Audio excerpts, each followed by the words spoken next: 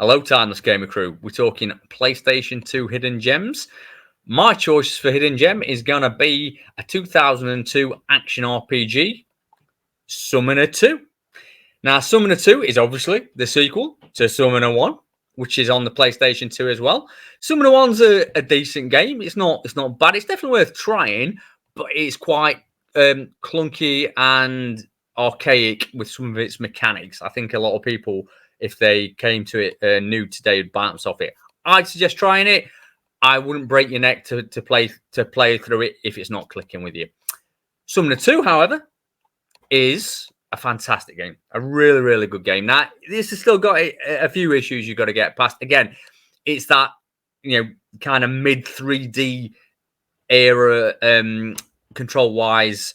It has that jank. It's not bad. It's not bad, but combat's not going to be anywhere near as smooth and great as you're going to be used to from modern games like Neo or some of the Souls games.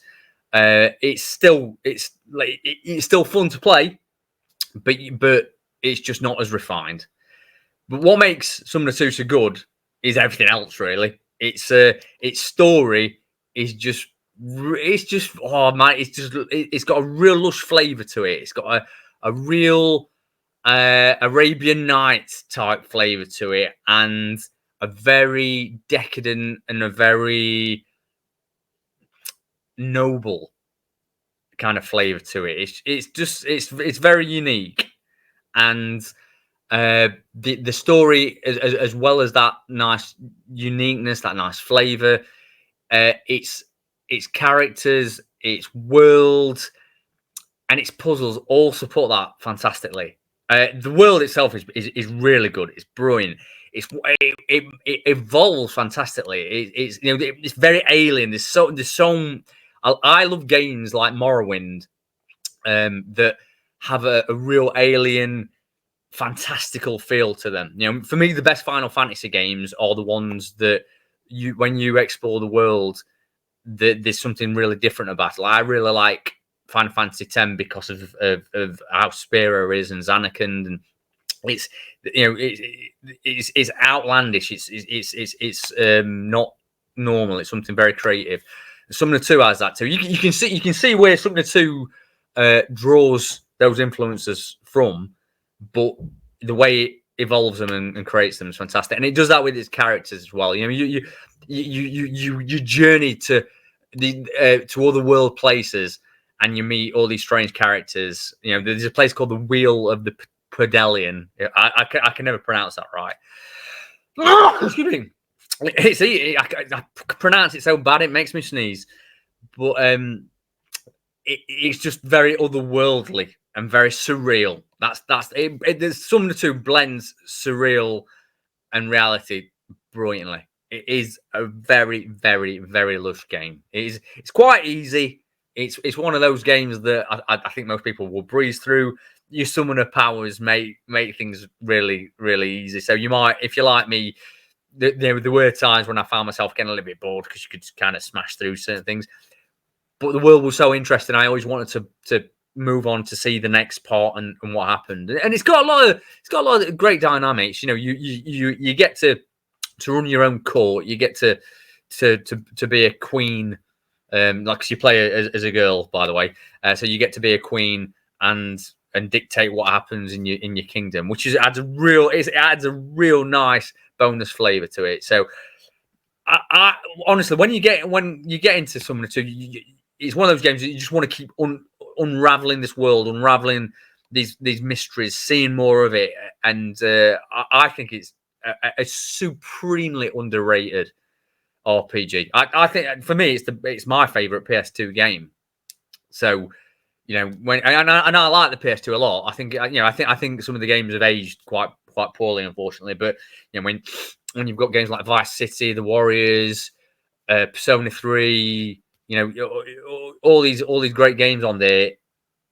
It's for it to be my favorite game on that system.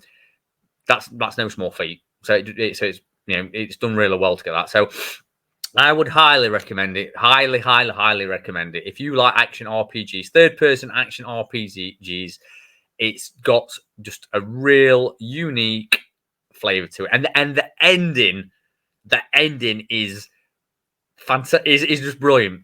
It's a work of genius. I won't spoil it for anybody, but when you've played through the game and you get that ending, it's just it's perfect. It's perfect. So that's my main choice. I'm gonna give an honourable mention because I won't class it as a hidden gem as such.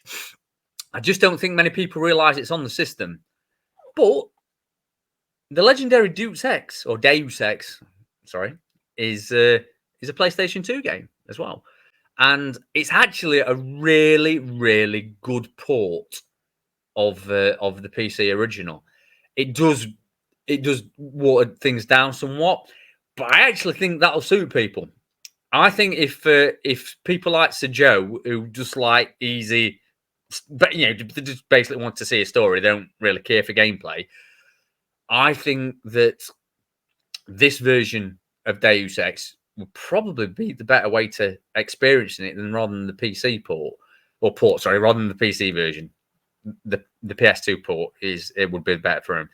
It's actually the first way I experienced it, and I loved it. Oh man, when I first played it, because it's an amazing game anyway, I replayed it straight after, and then about 6 months after I replayed it again, and then I got it for my PC, and that was even better because there were even more dynamics to it. But I would say this port actually does a few things better. I think some of the control and action elements actually work better on this.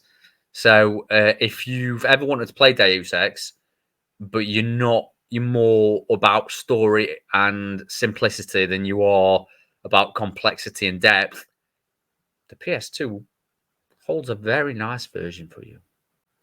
So, they are my choices, boys and girls. I hope you are enjoying the show. I hope you have a good day. And I would say, keep your gaming rather timeless.